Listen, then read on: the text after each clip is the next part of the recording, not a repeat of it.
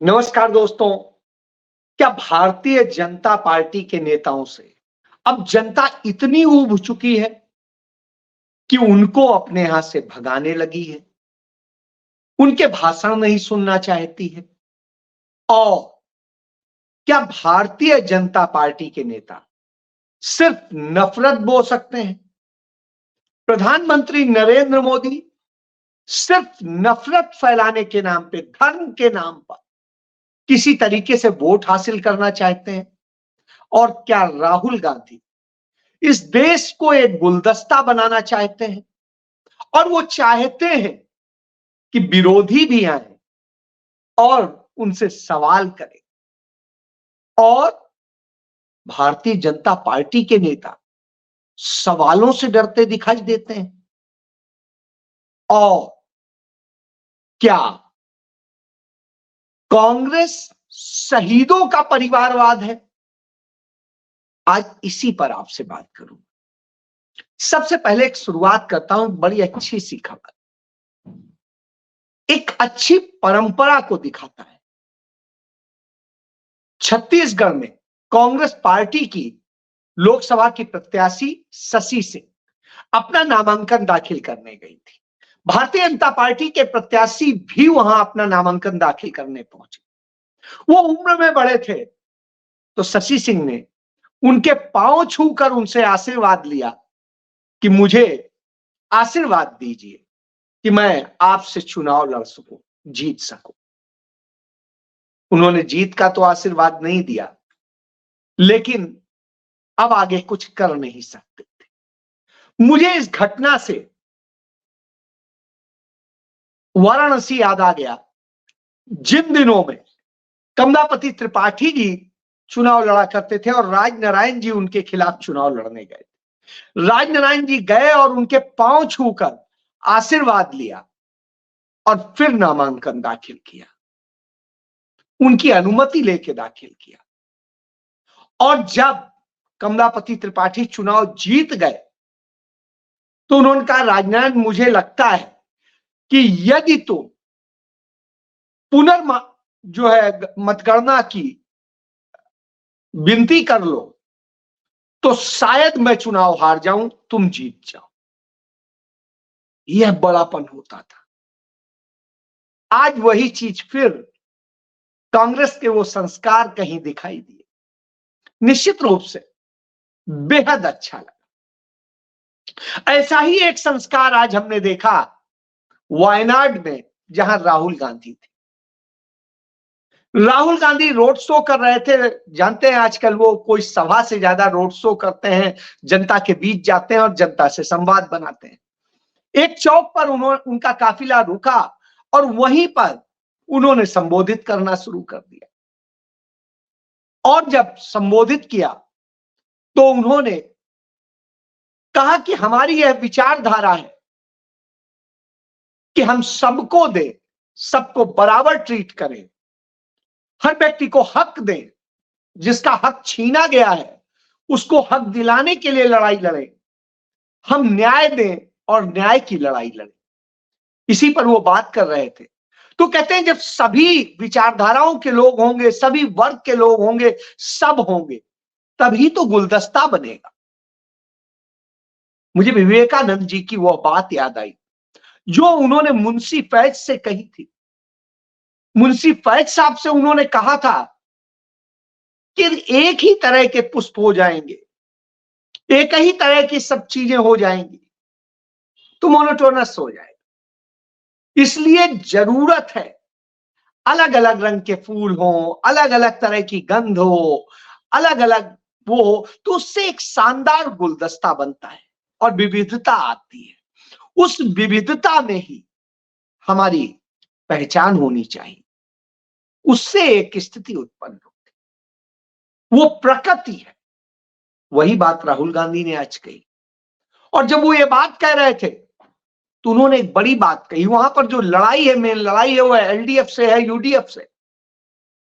और उन्होंने कहा वायनाड का हर व्यक्ति मेरा परिवार है, मेरा भाई है, बहन है, मेरे परिवार के लोग, मेरी फैमिली है। इसने मुझे साथ दिया है। इसमें तमाम सारे लोग ऐसे हैं जो यूडीएफ का सपोर्ट करते हैं, तमाम एलडीएफ का सपोर्ट करते हैं, कोई बात नहीं, लेकिन फिर भी वो हमारे भाई। और उन भाइयों को, उन परिवार के लोगों को भी मैं कहना चाहता हूं कि आपकी विचारधारा को लेकर के मेरा विरोधाभास हो सकता है, आपसे विरोधाभास नहीं है। आप मेरे पास में कभी भी आएंगे वैसे ही पाएंगे जैसे मैं उनको कर रहा हूं जो मेरे साथ खड़े। अब सोचिए, यह सोच आज पंडित जवाहरलाल नेहरू की याद दिलाती है कि पंडित जवाहरलाल नेहरू ने जब 1947 में मंत्रिमंडल बनाया तो उसमें डॉक्टर भीमराव अंबेडकर को भी मंत्री बनाया, और जिस विचारधारा से वो सदैव लड़ते रहे, उस हिंदू महासभा जनसंघ के संघ के श्यामा प्रसाद मुखर्जी को भी मंत्री बनाया। उन्होंने तमाम सारे उन लोगों को मंत्री बनाया जो लोग पंडित नेहरू का विरोध करते थे, और उन्होंने कहा यह जरूरी है, क्योंकि वो आएंगे, विरोध करेंगे तो निश्चित रूप से तमाम अच्छी चीजें निकलेंगी। जब मंथन होता है तभी अच्छा निकलता है, तभी हमें सच्चाई पता चलती है।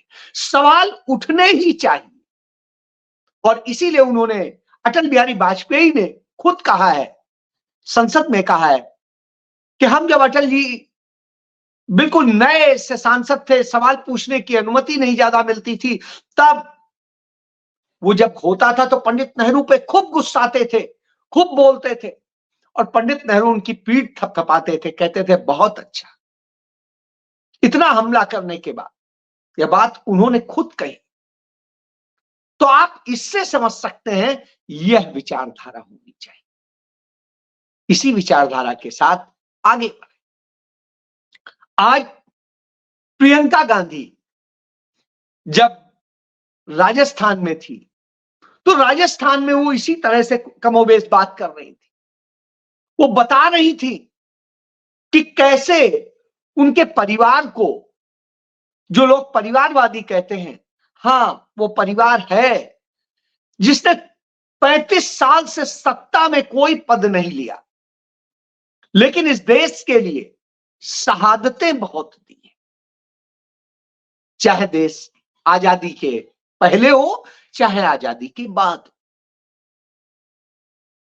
तो जिस परिवार ने इतनी शहादतें दी हैं, उस शहादत देने वालों को, शहीद होने वालों को वो समझता है, उनके दर्द को समझता है, उनका सम्मान करता है।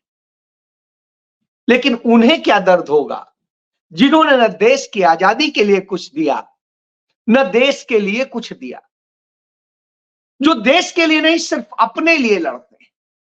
यह स्थिति होती। उधर प्रधानमंत्री नरेंद्र मोदी बात ही नहीं करते, वो तो कुछ और ही गणना करने लगते हैं। वो गिना रहे थे आज कि कांग्रेस पार्टी की आखिर ये क्या मजबूरी है कि वो सनातन का अपमान करने वालों के साथ में खड़ी है। सनातन का अपमान नहीं है, सनातन का अपमान तो आपने किया था जब सनातन धर्म के सबसे बड़े चारों शंकराचार्यों ने कहा था कि जो धर्म सम्मत है उसके मुताबिक आप प्राण प्रतिष्ठा नहीं कर रहे हैं और यह धर्म का अपमान है। तब आपने उन्हें अनसुना कर दिया था। उनके बारे में आपके पार्टी के लोगों ने, सब लोगों ने न जाने कितने गंदे शब्द इस्तेमाल किए। उन्होंने तमाम जगह कहा था। आपने जब तमाम मंदिर तोड़े कॉरिडोर बनाने के नाम पर, तब उन्होंने कहा था। आपने अयोध्या में कई मंदिर तोड़े, तब उन्होंने सवाल उठाए थे कि आप बनाइए लेकिन उन्हें संरक्षित कर लीजिए, बीच में ऐसा रास्ता निकालिए कि जो अपने आप में खूबसूरत बन जाए। लेकिन नहीं साहब, आप तो मल्टीनेशनल के हिसाब से बनाना चाहते हैं क्योंकि आपको तो धंधा कराना है। और वही हुआ भी। बनारस में आपने एक ब्रिटिश कंपनी को दे दिया वहां के रखरखाव का जिम्मा, और वहां तमाम गुजरातियों ने आकर के धंधा जमा लिया। इसी तरीके से अयोध्या में तमाम गुजरातियों ने आके जमीनें खरीद ली और धंधा जमा लिया। तो साहब आपके परिजन ये कर रहे हैं और ये आप करा रहे हैं। तमाम तरह के आप धंधे कराते हैं, सत्ता, सरकार, इलेक्टोरल बॉन्ड और सब कुछ। अभी हाल के दिनों में आपने जो गरीबों को चावल देने की जो स्कीम है, भारत चावल की स्कीम, उस स्कीम में भी धांधली करवा दी और उसके बारे में कोई चर्चा नहीं है कि किस तरीके से धांधली कराई गई। आप सोचिए, वो धांधली बताइए कि कैसे आपने करी। उस धांधली का है तो वो धांधली नहीं बताएंगे उत्तर प्रदेश में ही हुई है कि हर 1 कुंतल चावल पर राइस मिलर को 900 रुपया आपने कमवा दिए और वो किस तरीके से फ्रॉड करके चावल बेचे गए। वो भारत चावल जो गरीबों के लिए था, उसका आपने यह किया। नोटबंदी का हमने घोटाला देखा है, आपने 50 दिन मांगे थे और 50 दिन छोड़िए, 5 साल से ऊपर हो गए, 7 साल हो गए। अब आप सोचिए 7-8 साल बाद आप उसका हिसाब देने को नहीं तैयार, कुछ नहीं बताने को तैयार। तो धांधलियों का, क्योंकि सवालों का जवाब दे पाने की आपकी क्षमता नहीं। शायद यही बीमारी आपके मंत्रियों और मुख्यमंत्रियों में लग गई। आपके राजस्थान के मुख्यमंत्री एक प्रेस कॉन्फ्रेंस कर रहे थे और वहां मैनिफेस्टो लॉन्च कर रहे थे।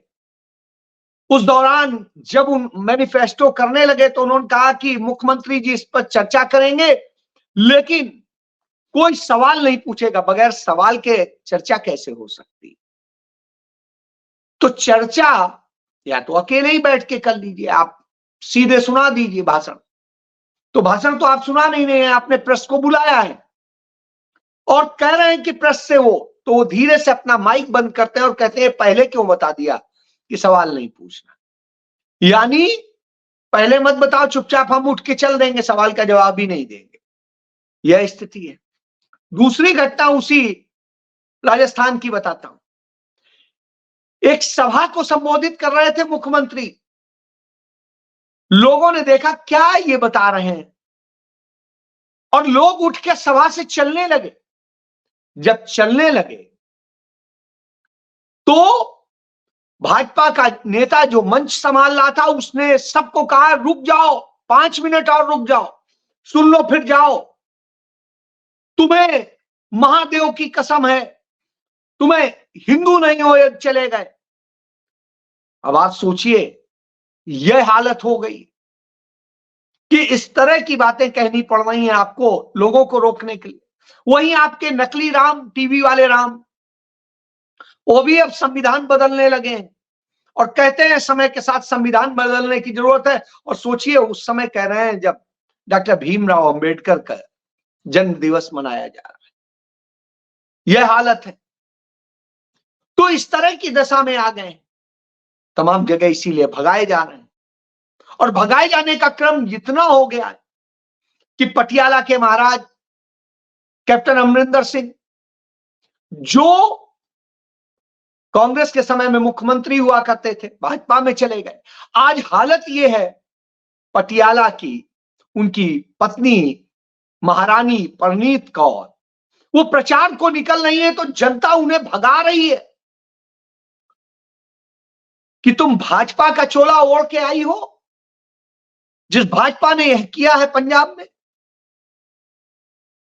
अब उनको जब भगाया जाता है तो बड़ी स्थिति होती कि यहां की महारानी है साहब, एक समय में इज्जत आती थी कि रानी साहिबा के साथ, आज रानी साहिबा को भगाया जा रहा है, महाराजा साहब को भगाया जा रहा है। यह हालत हो गई है। और यह हालत एक जगह नहीं है, देश के तमाम कोनों में यह हो रहा है। और अब तो मीडिया भी भगाया जाना लगा है। ऋषिकेश में आज तक की एंकर अंजना ओम कश्यप हेलीकॉप्टर से प्रचार करने पहुंची थी। सॉरी, प्रचार नहीं, अपनी, अब प्रचार ही समझ लो, क्योंकि वो तो भाजपा को ही पोषित करती है। वहां पर जनता ने उन्हें घेर लिया और कहा दलाल मीडिया वापस जाए, और दलाल मीडिया को वापस करने का फरमान जनता ने घेर करके सुना दिया। और यह हालत हो गई, वो असहज हो गई, पुलिस लगी थी, सब लगे थे, लेकिन जनता सुनने को तैयार नहीं थी। कहा यहां दलाली मत करो। समझ सकते हैं आप क्या स्थिति है। इसके बाद में जिस तरह से ये सारे हालात होते हैं उनसे आप समझ सकते हैं पूर्वोत्तर के राज्यों की स्थिति ये कि प्रधानमंत्री नरेंद्र मोदी 1 साल होने आ गया, आज भी रोजाना तमाम घटनाएं हो रही हैं, चुनाव का माहौल है, लोग परेशान हैं।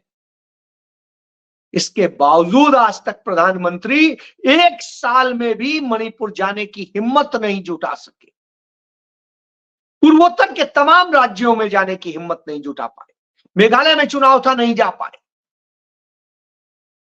तो हम सब ने देखा कि क्या स्थिति थी। तो मिजोरम में चुनाव था नहीं जा पाए। जब यह हालत हो गई हो तो आप समझ सकते हैं आज जब यह हालत है तो उस स्थिति में वहां पर जब कांग्रेस पार्टी जनता के मुद्दों को लेकर के जा रही है तो जनता उनको लेकर के कह रही है कि अब हमारी लड़ाई सिर्फ आप ही लड़ सकते हैं। लेकिन भारतीय जनता पार्टी ऐसी स्थिति में पैसा रुपया सब कुछ लगा रही है और सब कुछ जिस तरीके का खेल कर रही है वो बहुत बड़ी बात।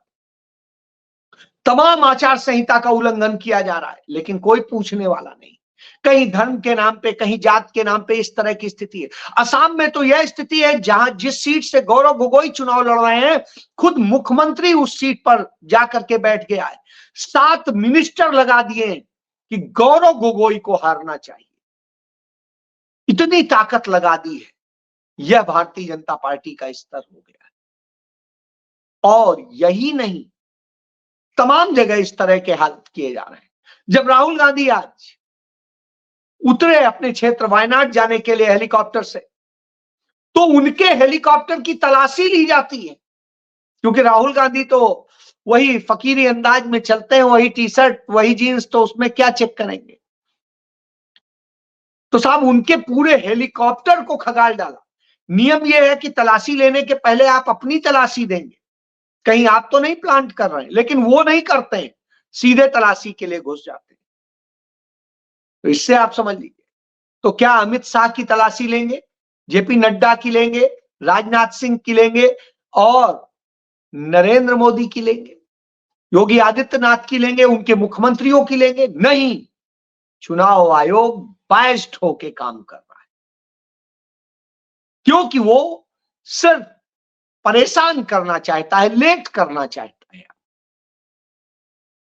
राहुल गांधी तमिलनाडु में नीलगिरी में गए, वहां पर चाय बागान के मजदूरों से मुलाकात की, उनसे बात की, उनके दर्द को समझा।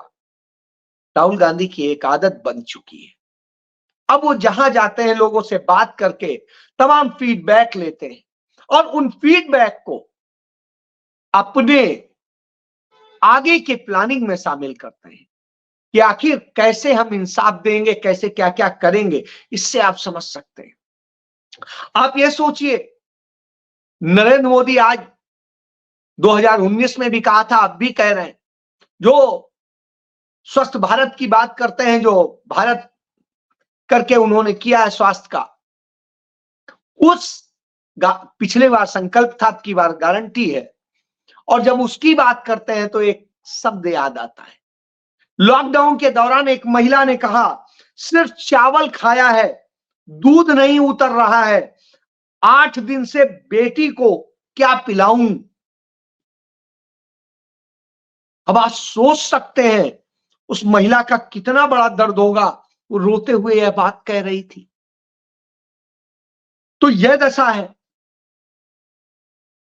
उधर राजपूत बिरादरी जिस तरीके से कर रही है, जितना विशाल उसने विरोध किया है, बड़े बड़े नेता लग जाते हैं, प्रधानमंत्री लग जाते हैं, सब लग जाते हैं, आज तक इतनी भीड़ नहीं हुई होगी जितना राजपूत समाज ने उन्हें घेर के खड़ा कर दिया। और इसका असर तमाम जगह देखने को मिल रहा है। उधर सोनम वांगचुक 40 दिनों से वहां पर अनशन चल रहा है और 40 दिन बाद भी वहां कोई सुनने वाला नहीं, पूछने वाला नहीं। यह दशा हो तो आप समझ सकते हैं कि कैसे हालत है। और इसके अलावा घोटालों की सरकार सिर्फ उन्हीं में लीन है। ऐसी स्थिति में जनता जगह जगह उन्हें जवाब दे रही, भगा रही। लेकिन दूसरी तरफ चाहे राहुल गांधी हो, प्रियंका गांधी हो, उनको सब अपने में समेट लेना चाहते हैं, वह देखने को मिल रहा है। तो जब आप जनता के बन जाते हैं, जनता के लिए जीते हैं, तो जनता आपके लिए होती है। चाहे जितना प्रचार कर ले, चाहे जितनी ताकत लगा ले, तब जनता आपके लिए करती है। आज वही माहौल देखने को मिल रहा है। आप भी देखिए कैसे लोग उसकी चर्चा करते हैं। जिनके मन में नफरत नहीं है, वो राहुल गांधी को प्यार करते हैं, वो गांधी परिवार को प्यार करते हैं। यह सत्य है। इसीलिए मैं कहता हूं कि नरेंद्र मोदी इस चुनाव में बुरी तरह हारने जा रहे हैं, यह गारंटी है। और यह गारंटी आपको सच होती दिखाई देगी। जय